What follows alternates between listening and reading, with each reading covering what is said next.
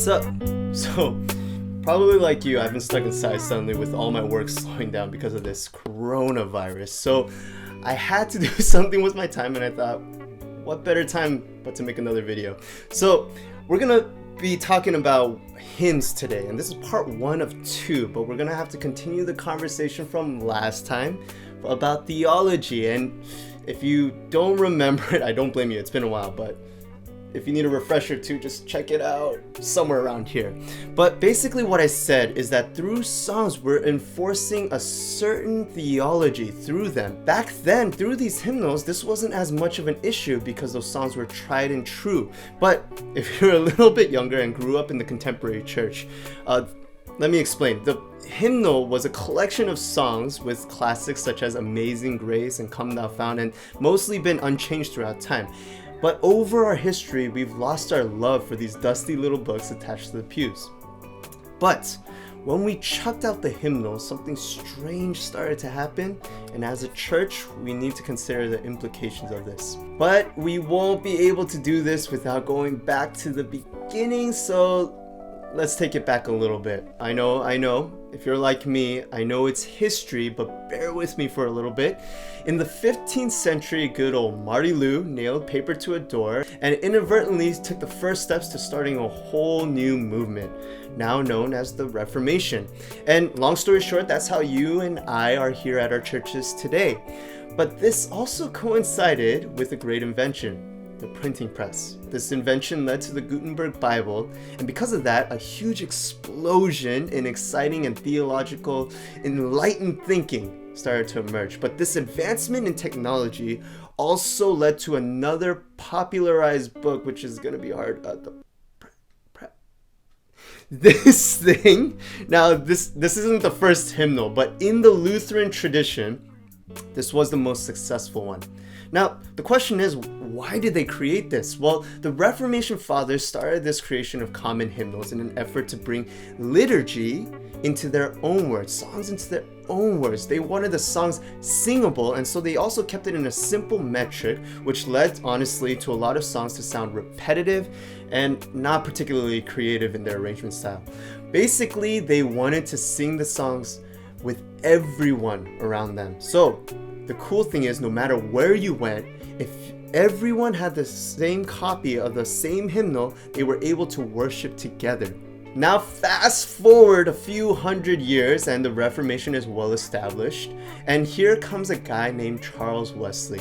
Now you may have heard some of his hymns like "Oh for a Thousand Tongues to Sing," "Come Thou Long Expected Jesus," which is so good, and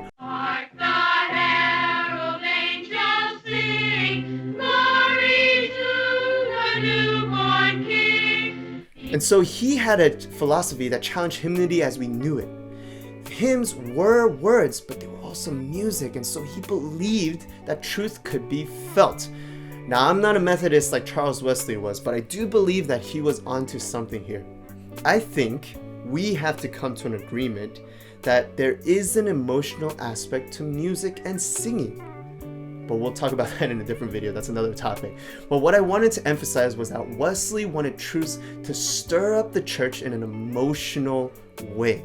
So, through those things, what did we learn about hymnals so far? Well, through hymnals, 1, worship music was mostly centralized, with most people knowing the same songs. If you had a copy of it, you could all worship together, which was pretty cool. 2, they wanted worship music to be understandable in their own words.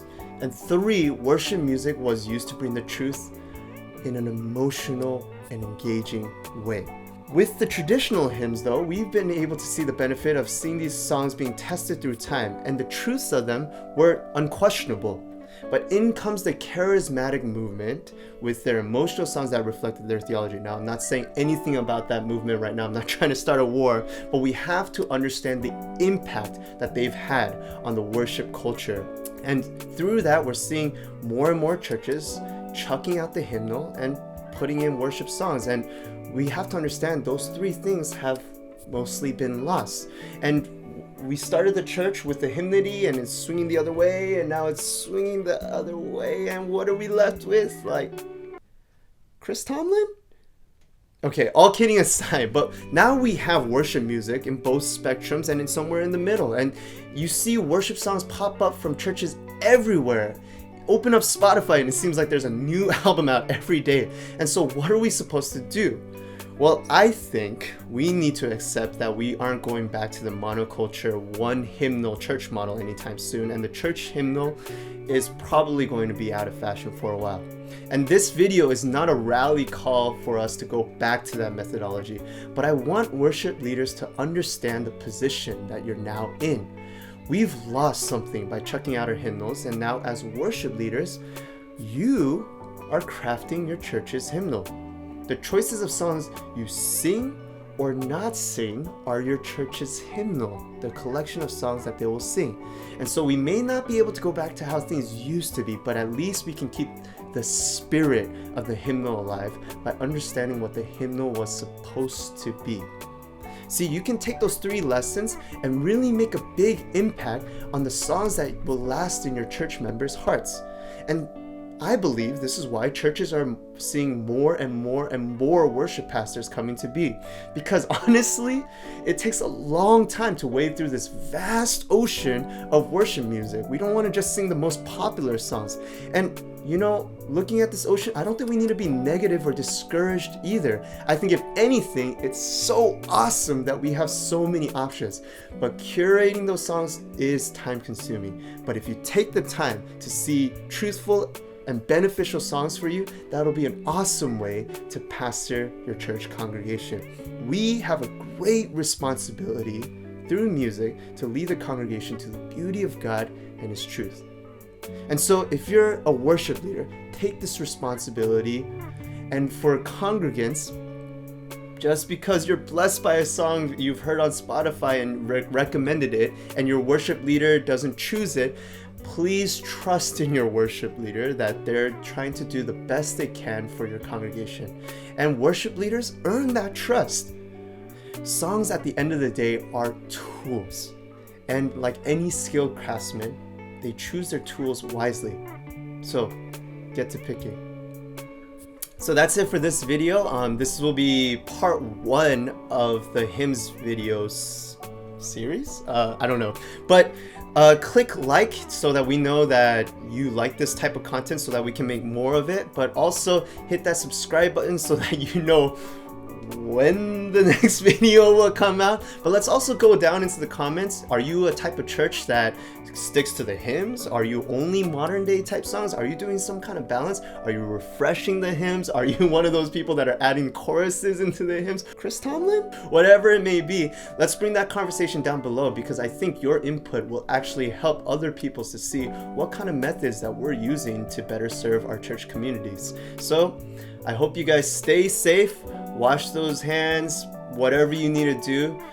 Hope you guys have a good week. Peace out.